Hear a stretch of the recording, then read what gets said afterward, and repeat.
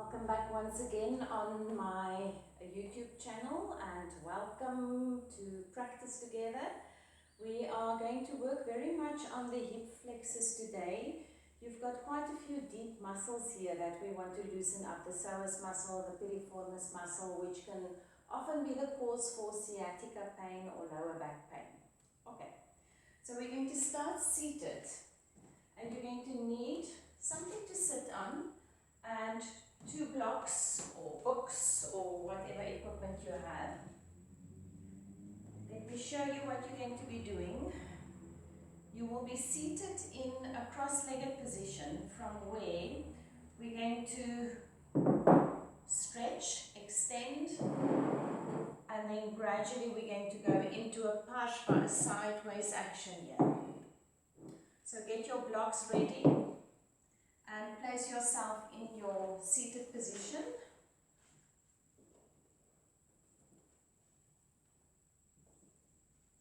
So it's a soft crossing of the legs, Sukhasana.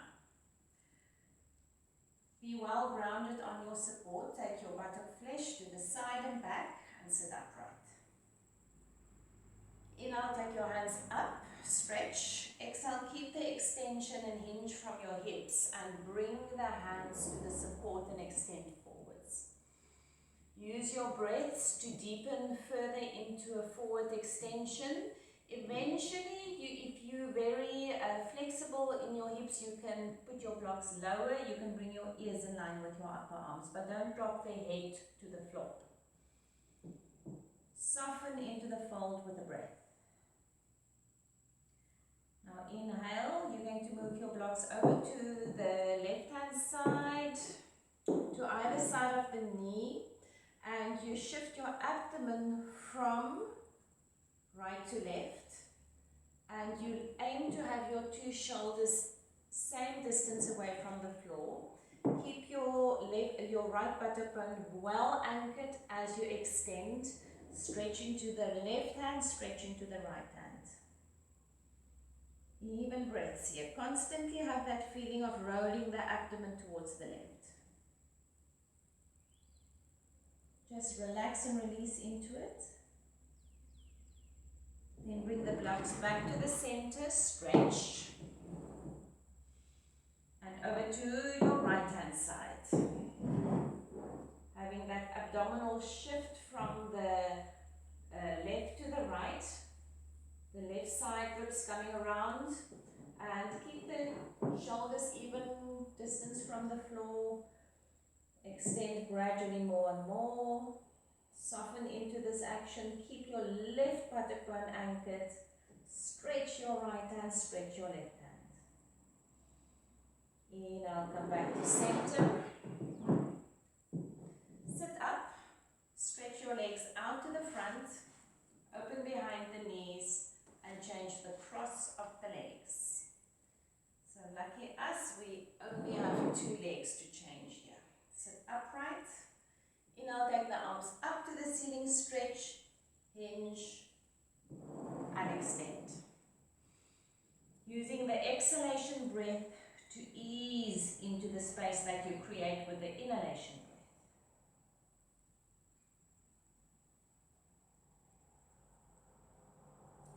Over to the left.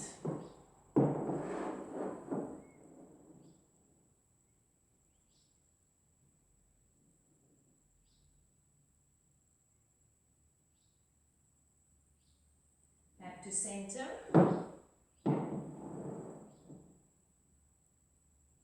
And over to the right side.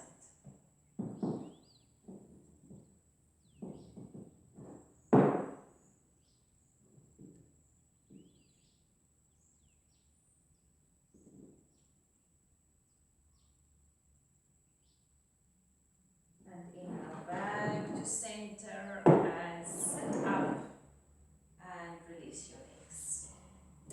Now we're going to come up to a position where we're going to be on all fours, and I'm going to demonstrate to you. It's a preparation to open the hips again, and it is called Eka Pada Raja Kapotasana preparation. So it's the half of the pigeon pose, if I translate the Sanskrit. So just watch me here. From all fours, we're going to go into Adho Mukha Svanasana. We're going to extend the leg up and bring the knee to the outside of its own wrist. And then gradually I extend my back leg back, but you can see we don't want to turn the toes in. We suck the outer ankle bone in, bring the leg more and more to the center. We're going to release and we're going to stretch our hands forwards also. So I'll be doing it on the other side to show better. Watch how I come out of this.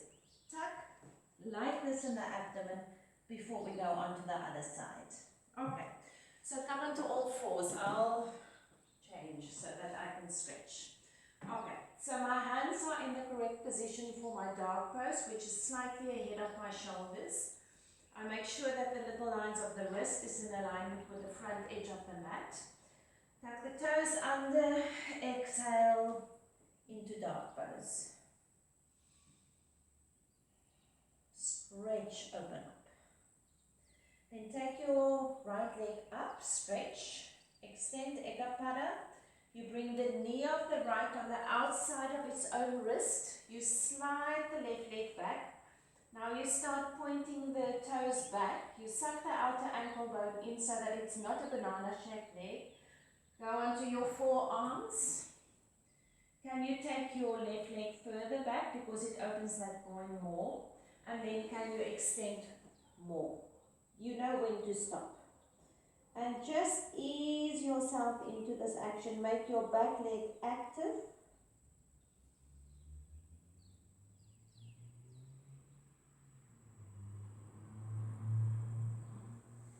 Come up onto the forearms. Stay for a moment. Place the hands for Adho Mukha Svanasana. Tuck your left toes under and your abdomen is going to lift you up to the ceiling.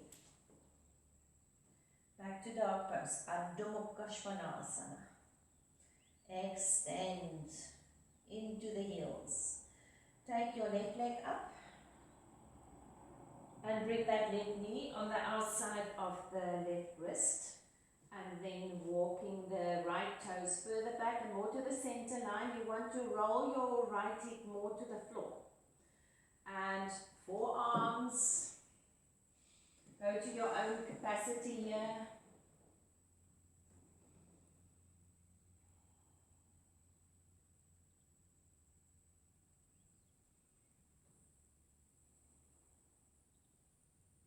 Then inner walk your hands in. And tuck the toes under. Up you go, back to dog pose. Stretch, open up. And then for a moment, big toes together, knees wide, buttocks to the heels, stretch the arms forwards, Adho Mukha Virasana. And then you come up to a seated position. Okay, so now you need a strap. I'm going to show you what we're doing here. We're going to do our Supta Padangusthasana actions. And I'm going to show it from this side. I think the wall shall be okay. Okay, so the first action will be strap on the ball mount. And let me quickly show you the sequence. Supta Padangusthasana 1. Supta Padangusthasana 2. Come back to center, taking the leg just over to the opposite hip, nothing further. This is still grounded. Come back to center, knee out to the side. I bring my arm around and you support the foot and you use the weight of your head to deepen the pose. If your leg cannot straighten when it's on the floor, lift it and straighten it. And some of you might be able to fold much deeper than I can here. And then we release and we do the other side. So lie on your backs. Place the strap over the ball mount of your right foot. And hold the strap with both arms, both hands. Make sure that your left leg is working hard, it's fully extended, and gradually you ease deeper into an opening of the hamstrings. Constantly aware of the fact that your right hip must roll down and away from you. Get your breath. Shoulder blades in, chest lifted, abdomen soft. Left leg very active. And then from there, hold both straps with your right hand. Left hand shoulder height all the way. I've got a wall here, so I put my hand on my hip, otherwise shoulder height. Take the left leg, the right leg over to the side. Keep the balance of the abdomen by rotating the abdomen to the left. Inhale up. Swap hands on the strap and you take the right leg just in line with the outside of the left hip. Your right lower back must still be on the floor. Both sides of the lower back evenly weighted. Right arm out to the side, both legs very active. Push into the ball mounts of both feet. Extend, abdomen soft. Now the wonderful one, Supta Padangusthasana 4. I open my knee out to the side. Then I bring my right arm behind my head and there at my left ear, I take hold of the straps again. So the straps is to the left side of my head, but I'm using my right arm. Now the left arm, either the hand is holding the foot and bringing the foot across. Ultimately, your shins should be perpendicular to or parallel to the front edge of your mat. Not possible for me, but I'm doing my best. If you can bring the heel into the crease of your elbow, even better. And remember, you use the weight of your head and you straighten your left leg. Try to be with your head centered. And release. And pull the leg a little bit closer and let go. So time for the left leg. So you put the strap over the ball mount of your left foot. And when you're ready, you take the left leg up to the ceiling into Supta Padangusthasana 1. And you can really open behind that knee. You take the foot closer to you, but you take the left front thigh away from you. So that leg is really active. Both straps in the left hand, right arm shoulder height. Take the leg quietly over, keeping the balance in the torso, still rotating the outer hip towards the inner right ankle. So your right hip rotates down and away from its own armpit. Inhale, come up, swap hands. Take the leg ever so slightly over, just in line with the right hip. Pull the leg into its own hip socket to keep that stability in the lower back. And now I open behind my left knee. I open to the side. I bring my left arm behind my head and I hold the strap close to my right ear. If you can hold your big toe, feel free. My left shin ultimately parallel to the front edge of the mat. And push into the ball mount of the big toe so that you make space between the ankle bone and the heel. Don't make it a short space. That protects your knees. And the weight of the head is important here. Straight right leg. Lifted or on the floor. And release. Stretch. And for a moment, just be. Enjoy the bliss. Now you're going to roll over to the right hand side and come up to standing in Tadasana.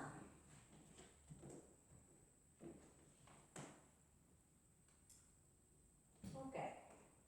So in Tadasana, you can use a wall, a strap, whatever you need. We are going to do Vrikshasana, the tree pose.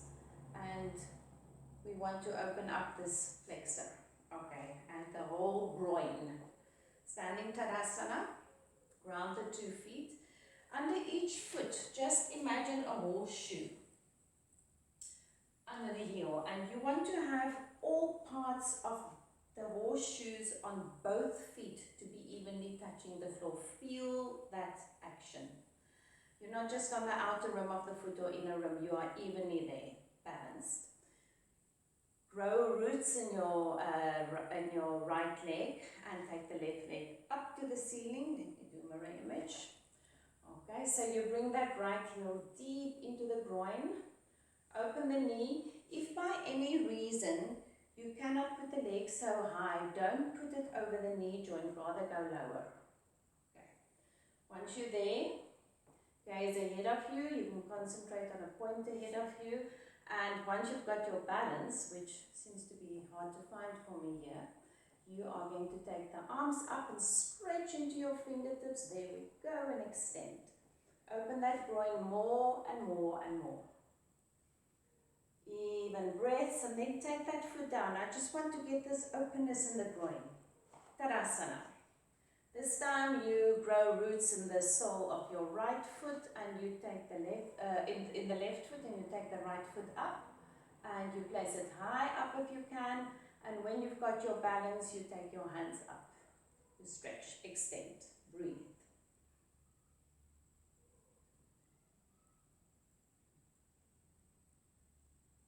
And release, and back to Tadasana.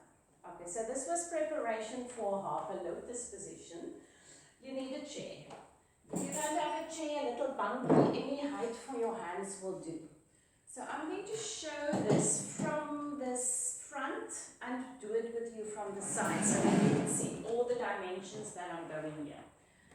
So the first thing is I stand with bent legs. So I'll just show for a moment. I've got bent legs here. And you are going to take one leg up into half a lotus position. Let me pull my mat properly in. Don't ever work with the foot half on, half off, because that just does not serve you. Okay. So I take one leg up into half a lotus position, and I put the foot here. So I still have my buttocks into the wall for support.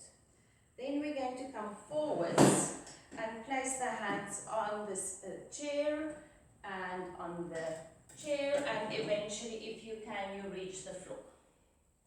And we go up with our little ladder, and if you've got a moment of balance, you can stretch and you release.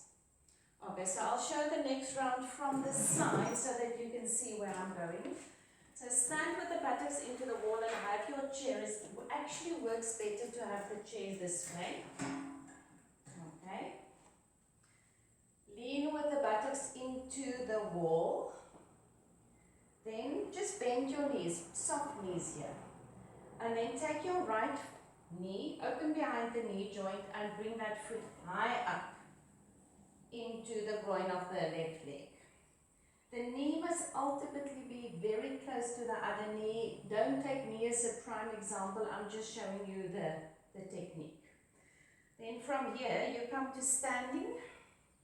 And if you've got a moment where you can take your hands up, you take them up, you reach. You find the height on the chair that works for you. The aim here is not to drop this hip and to get the two knees close to each other and move this knee back. And gradually you fold deeper into the fold and you stay for a moment. And then you come up. As I say, if you feel very strong on your left leg, you can take your arms up and release. And for a moment, just softness behind your knees because you feel them.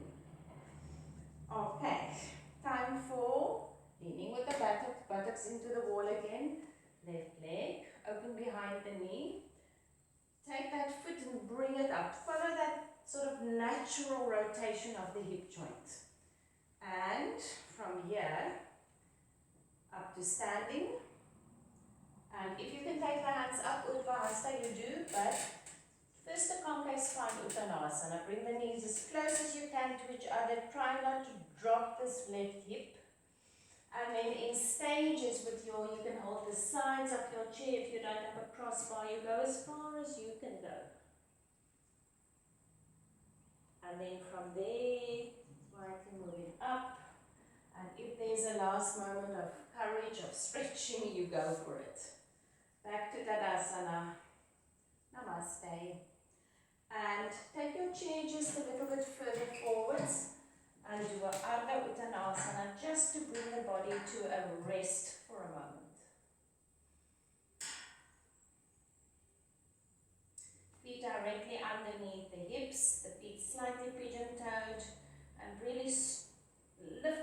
gaps and extend into the fingertips. Don't drop your head.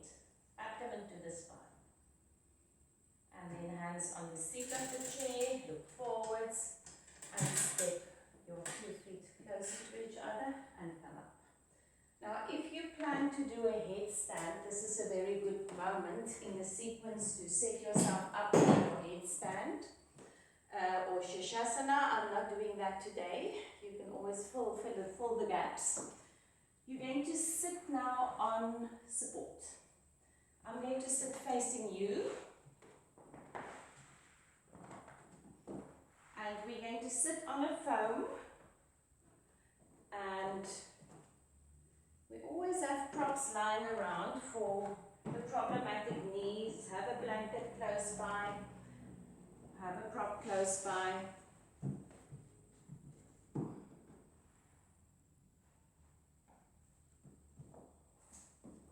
And get your seat. I just have my toys close by because my hips are very tight. And that is why I do yoga, and they are already much less tight than what they were when I started many moons ago.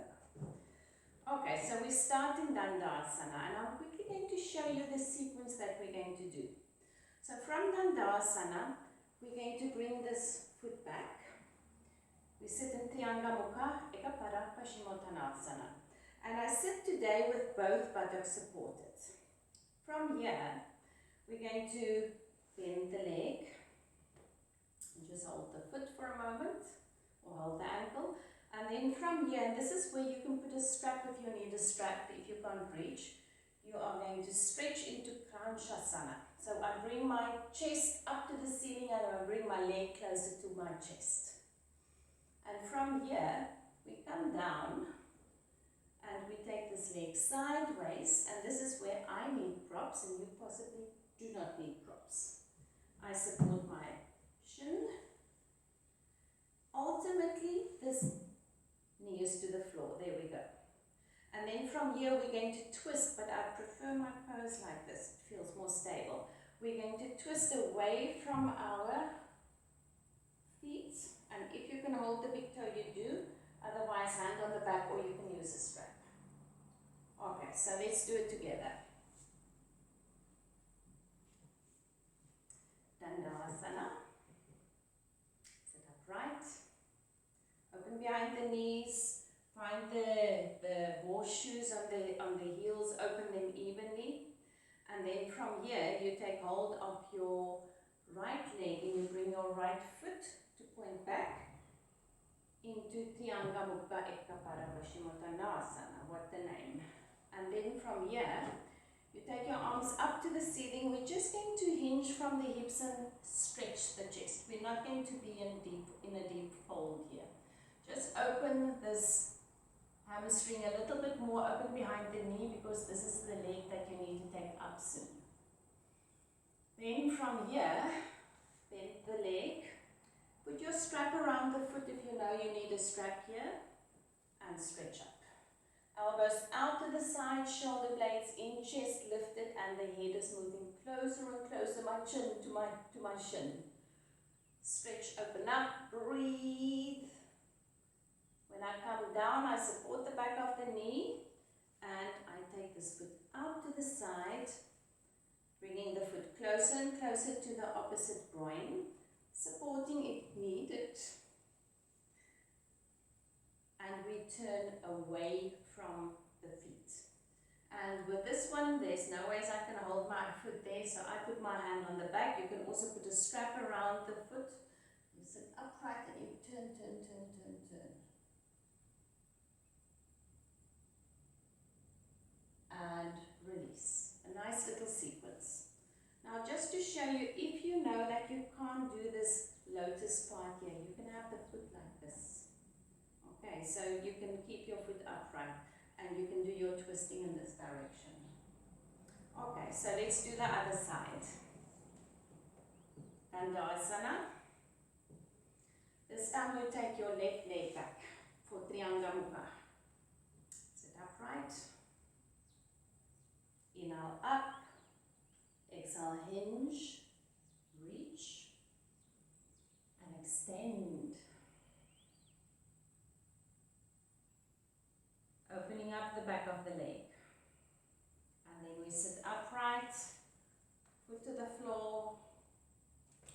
the sides of the foot or put the strap, and you lift your right leg up. Now you really bring the torso and the foot close to each other, aim not to lean back. And from here, as I come down, you bring the foot into half a lotus. You support wherever you need to support, and we turn away from the foot, from both feet. And a beautiful turn, look over your right shoulder. And release. And both legs in Dandasana. Now, Gomukha-asana. So let me show you. I'll show it from the side. We're going to be on all fours. And from here, I'm going to bring this knee well behind and I take the feet apart. And I'm going to sit between my 2 feet. If you can't reach, you sit on a foam. And we're going to have the feet wide today. Just press the hands gently on the knees and sit like this for a moment. So this really brings release in those hip flexors and in those problematic areas. Okay, so let's do it together. Come on, have a foam close by or a folded blanket, be on all fours. Bring your left knee behind your right knee. Snug and close. Take the feet wide. And as you sit back, remember the feet are to the side. You sit on your foam. You sit upright. Try to get both buttocks evenly to the floor. And just use the 2 hands and press gently down onto the knees and sit up. Spine lifted. Relax those hips. Even quiet breaths. And release. Onto all fours. And you've got your foam there, but take it away. You can put it afterwards. You bring your right knee on the outside of the left. The feet wider. Sit back, sit back, sit back. Get the support of the foam. And just sit upright. Press the knees down. Feel the release. Even breaths. And come forwards and just go into a Adho Mukha Svanasana to get release.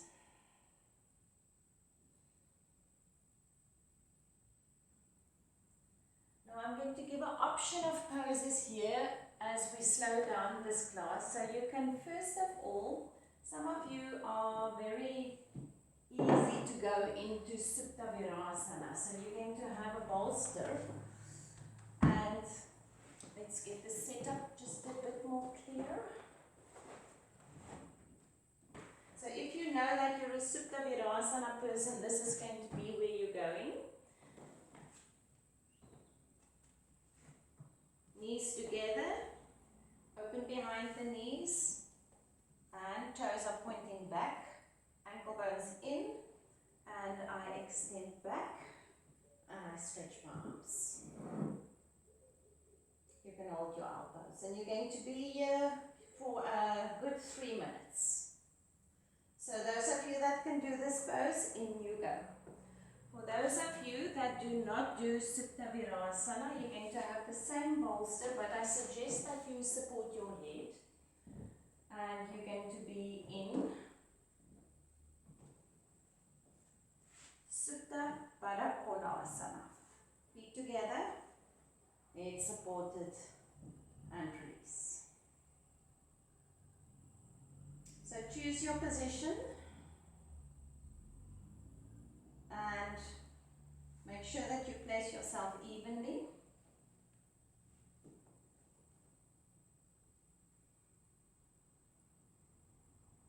Just follow your breaths. You've done beautiful opening of your hip flexors, of your hip joints. Hopefully it brought some release in areas that feels congested. Remember that we do yoga for therapy. That is the main reason. Sometimes the therapy is the mind or the emotions, but we start from the physical body.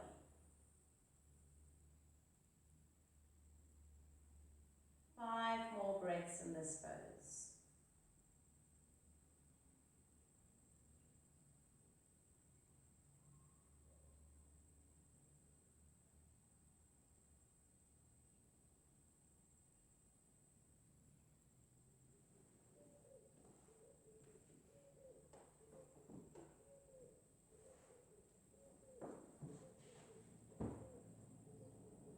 After the fifth breath, you come out of the pose. Those of you that were in Supta Virasana, just transform into a dog pose, Adho Mukha Svanasana, just to release the back of the knees. And from here, you're going to do your Shavasana. So you're going to place yourself evenly to release, to relax. You can even have your legs over the seat of the chair and just melt into the space. So place yourself for your Shavasana. Don't give up on your Shavasana, because this is why you do yoga. You open up everything so that you can have this deep rest in the end. And this is where I leave you, and it was wonderful practicing with you, and have a wonderful rest of the day.